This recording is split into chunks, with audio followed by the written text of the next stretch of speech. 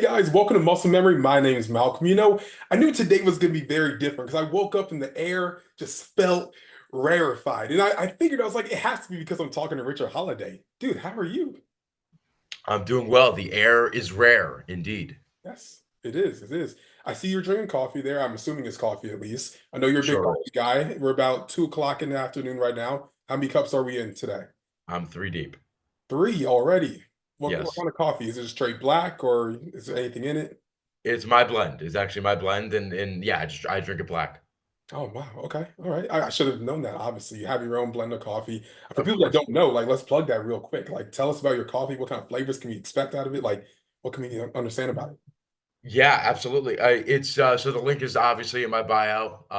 You could order. I partnered with a roastery in Los Angeles by Legal Speed Coffee Company, and they do really great stuff. This is a Guatemalan blend. It has like notes of like chocolate and little hints like that. It's very good. A very coffee drinker's coffee, if you will. Okay. What got you into coffee? It's like that's always been like your thing, or you kind of just found it like, I think I'll just make my own coffee blend. Why not? I'm like one of the only wrestlers to do it. No, yeah, it's just been part of my life for so long.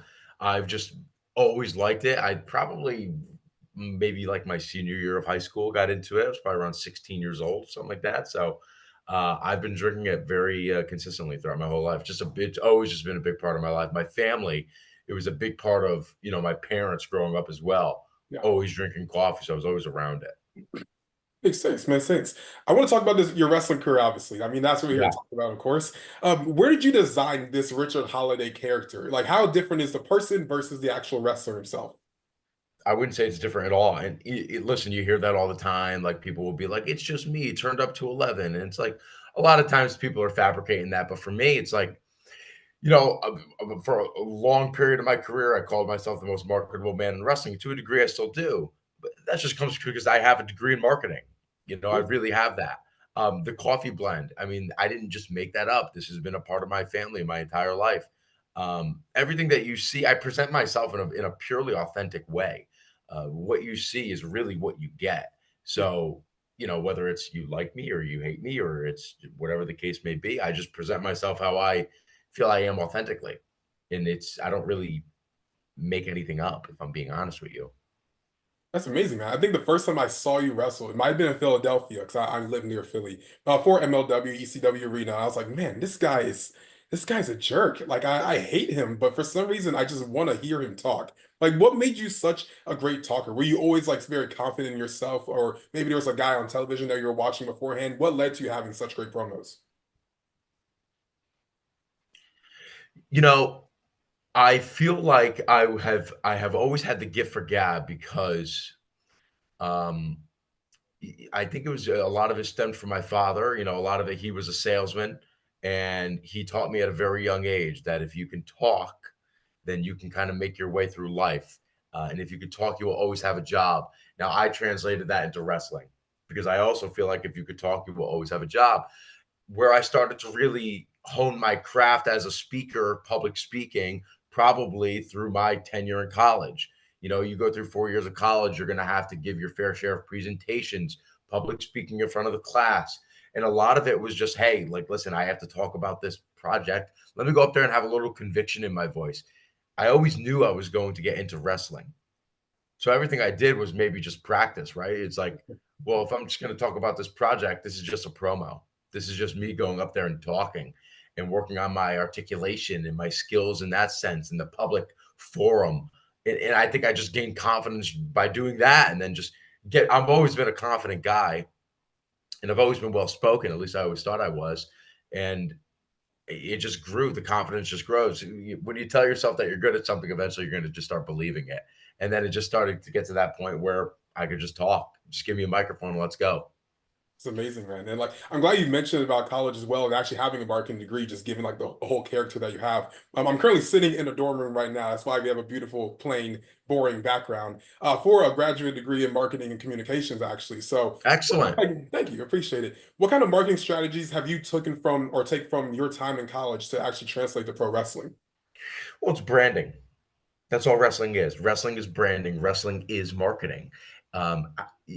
from the largest scales to the biggest companies in the world, how can they present you? How can they market you to the mass audience that watches pro wrestling?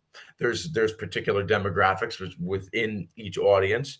So you could have people who are more appropriate for the child demographic. Kids gravitate towards them. Then there's people, the heavily populated demographic, which in pro wrestling, at least what people say, are males and females ages 18 to 35, right? Like that's kind of like the bulk of the audience.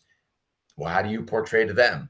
How could you be equally as marketable to a 9-year-old girl as you are to a 35-year-old guy, right? Like, how could you keep that level of marketing and have that authenticity behind who you are? Um, think about a brand like Coca-Cola. Mhm. Coca-Cola doesn't just market to 40-year-old men, they market to the masses, and everybody can enjoy a Coca-Cola. I don't drink soda, but everybody can at least see that ad campaign and go, "Well, God, that looks good," Yeah. right? And it's just having that understanding of you have to market to everybody. Was wrestling like a second option, or was always like the first option for you? Like when you went to college, it's like, well, I have this degree. Should I just go get like a normal job, or should I just still pursue professional wrestling? What was your strategy?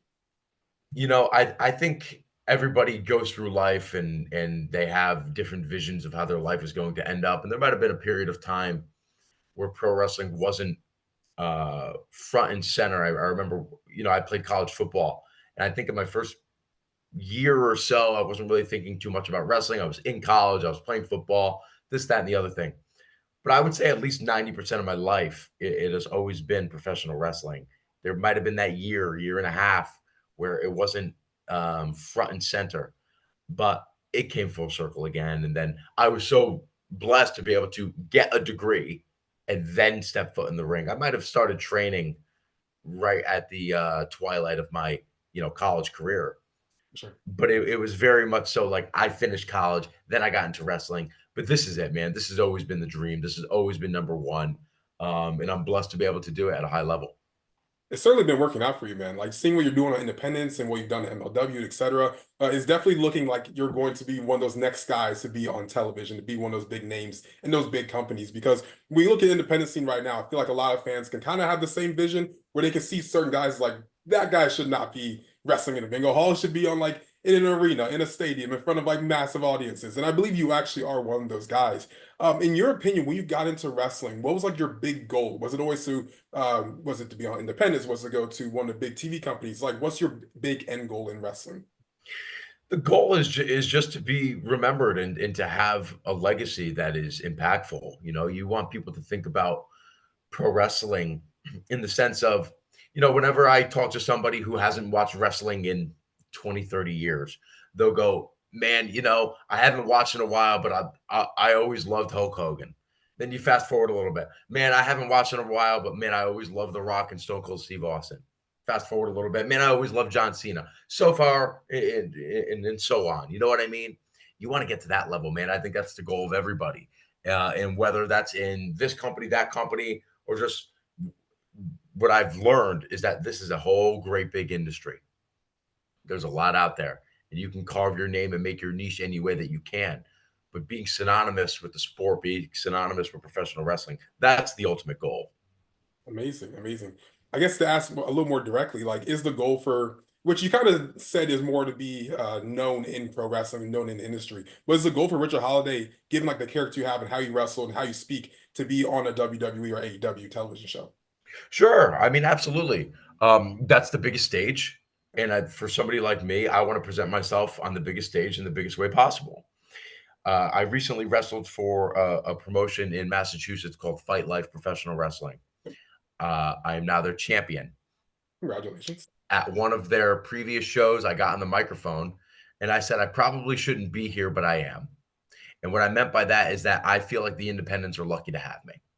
Mhm. I mean that wholeheartedly. The independents are lucky to have me. The level of professionalism and authenticity that I bring to a professional wrestling ring, I think is unmatched. And if that's cocky or if that's arrogant, then so be it. I will take that. Um, but I do feel like the independents are lucky to have me. And like I said, The world of pro wrestling is large. It's not just here. It's here, here, here, and here. I don't know if my hand just went off screen or not, No, but you're it's good. all over the place. You could be everywhere. Listen, if I want to be here, well, guess what? I'm here right now. And I'm going to make here the best it possibly can. Wherever I am, that's where I'm, that's where I want to be. Okay. If I'm in a fight like professional wrestling ring, that's where I'm going to be. And I'm going to make it the best experience possible. I just wrestled in Colorado yesterday. Mhm. I made that the best experience possible. This upcoming Saturday, I'll be in Alabama. That's going to be where you want to be. I make it so when Richard Holliday is in the building, it just feels different. It's different for everybody. When they see me on the card, it feels different. It sounds different. It looks different. It feels different. Yeah. That's my goal. And then whatever happens, my friend, will happen. And it's definitely working in your favor, man. I can easily see in the next so and so months, maybe a year or so, that you will be a part of one of those big companies. I'm excited to see what happens. Have you ever had conversations with either of those, either AEW or WWE? Conversations happen, man. But honestly, um, I always tell people I don't have a crystal ball. I only have a calendar. I look at my calendar. Where am I on that day? Yeah, And I win that day, right? I make that day the most important day possible. yeah, There's so much wrestling going on a day to day basis. So much wrestling. It's almost impossible for a professional wrestling fan to consume it all, right? yeah. Between the major companies, the sub major companies, the independents, it's almost impossible to keep in track. How I look at it is whether there's 50 people, 500 people, 5,000 people, whoever shows up to the show that I'm at, they're going to remember that Richard Holliday was on that show. They're going to go home talking about Richard Holliday. Yeah. So whether that's them hopping on Twitter saying how great my match was, whether that's them, DMing me on Instagram telling me how big of a D bag I am or how big of an a hole I am, I don't really care. As long as they go home remembering Richard Holliday, that's it. That's all I care about. That's all I worry about. What's the craziest message you received from a fan after a show about like your performance? Oh, dude. I mean, I wouldn't say death threats, but borderline. Oof. Um, I've had people when I win matches, they flip their chair and leave because they were just so upset. And it's like, listen, dude, if you're gonna get that upset, good. I don't care. I'm getting paid either way. Your ticket's already been paid for, pal. But people will absolutely send you some messages. Actually, if you watch my show on the Rarefied Air, I actually just called out some idiot for posting some inappropriate comment on my show. So you want to post something stupid, you're going to get called out. You run the risk. A lot of warriors out there. You Mhm. know, just wanted to let you know how they feel. They would never let you know face to face. They would never say it to you. Looking at me in the eye, but they'll hop in the DMs or on the comments and say something, and I'll put you right on blast if you do that. Oh no, would not want that. Where can they find your show, Rarefied Air? It's available everywhere. Everywhere? Like It's where? Where's everywhere? it's available everywhere. So Oh, anywhere that you have access to technology, it is available. Spotify, is it there? It's available everywhere. Oh, everywhere. Okay. Now just make sure I download my Everywhere app. Good to know. Good to know. I want to Yep. talk about your time in MLW. There were some great guys you worked with during that time. You worked at MJF. Obviously, everyone knows Dynasty, one of the greatest factions of all time. What's like Yep. a story of MJF that maybe people don't know about that you experienced with him? Oh man, you know what? Sometimes I keep those stories to myself. But you know what is great is that, and I say this in almost every interview I do. The dynasty always gets brought up. We weren't together that long, but we made such an impact that people consider it one of the best factions of at least the last 20 years or so. And people love it, and they want more of it. And you never know if you will or you won't, but um, kudos to us three for making that something significant. Yeah, it certainly launched like three like main event level guys. I mean, like MJF doing what he's doing right now, Hammerstone doing what he's doing, yourself as well. Just seeing that faction in general is so powerful. What was like your favorite moment while a part of that faction, maybe on screen that people can know about? I think the best moment on screen for us, um, you know what? I'm not even going to say a match, to be honest with you, because we had some great matches. We won some championships together. I think it was the original Hogan Tan promo that we did. Because I think that right there let all of our characters shine in different lights that people weren't really familiar with. And it like almost like set like a renaissance of being tan in the industry again. And people started caring about their tans. And I really truly believe it stemmed from that promo because it circulated on social media like crazy. Mhm. I issued an apology video, apologizing to Hammerstone for not recognizing which year of the Hogan tan he was going for. It was this whole thing, and I think that right there is like what was the most fun about the dynasty, to be honest with you. That's amazing. During your time at MLW, you also worked with Jacob Fatu. He's a well-known guy in the company as well. Seeing what he's doing right now, what's your take on Jacob Fatu as like a person, as a wrestler, as far as like what he's doing currently? Sky's the limit, man. Sky's the limit. Truly one of the best in the industry, without question. Jacob Fatu is sensational. He's obviously part of that family, but I think that he's going to really set himself apart within that family. He's so talented. Great guy, very humble. Wish him the best. And he's, for the people that weren't familiar with him and who are going to become familiar with him, just be ready. Do you have any regrets during your time at MLW? Because not saying that the run was obviously great as well, but you never won the actual world championship. Do you ever feel like you want to go back and actually win that title?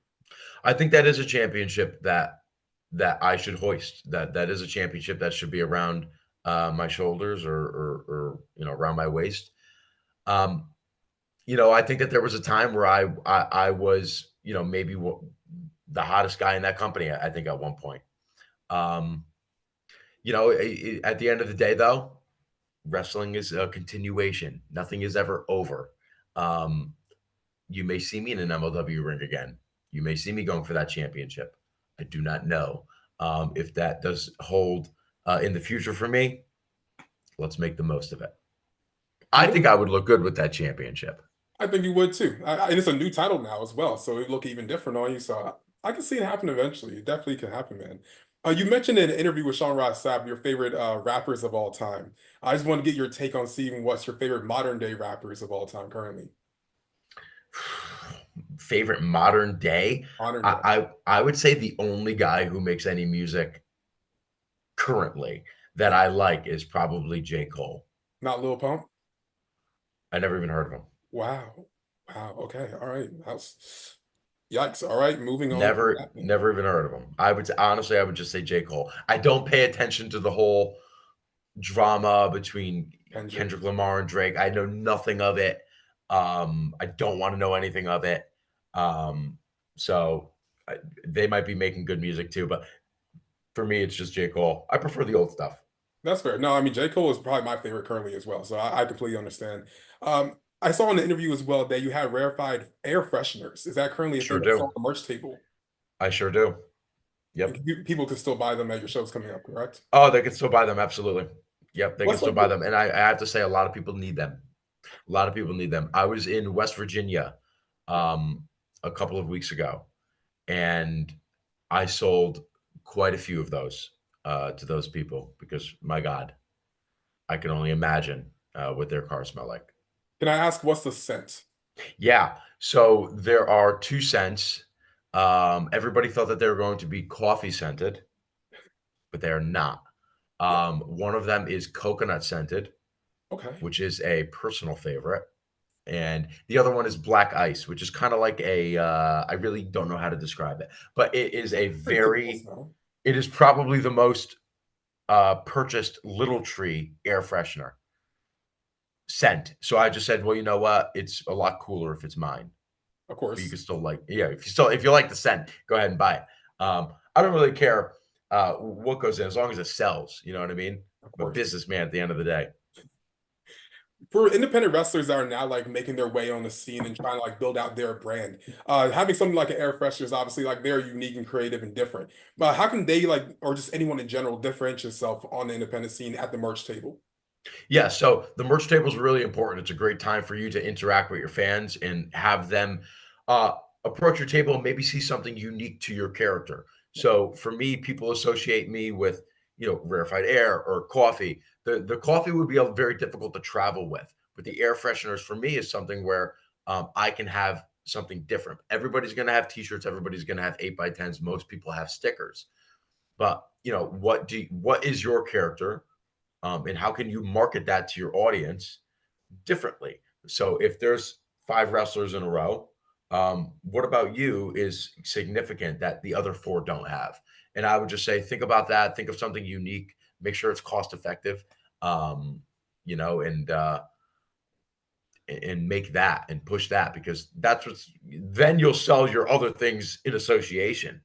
Um, it's called OMS, one more sale. You always want to make one more sale.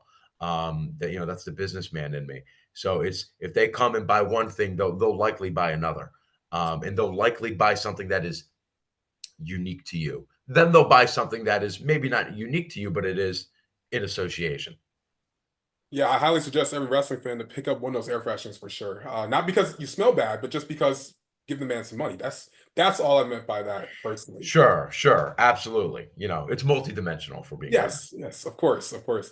Richard, you given a lot of your time today, so I don't want to take up too much more. Where can they find you on the independents coming up? I know you mentioned Alabama, but where else?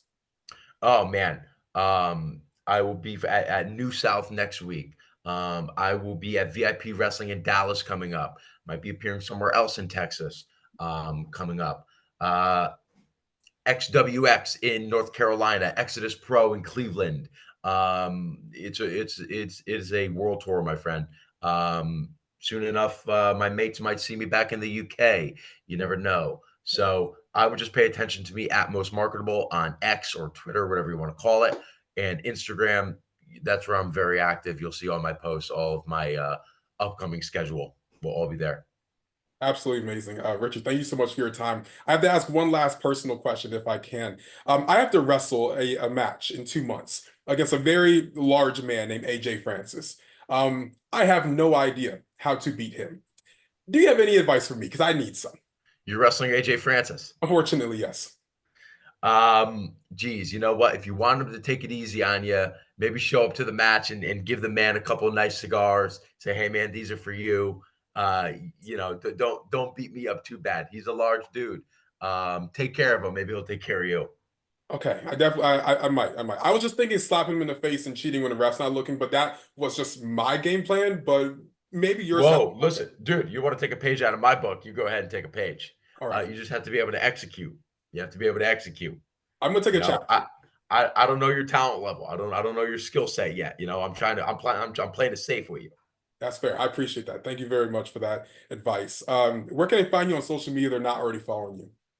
At Most Marketable, Twitter and Instagram. I keep it pretty simple. That's where I'm the most active. That's where I make all my posts.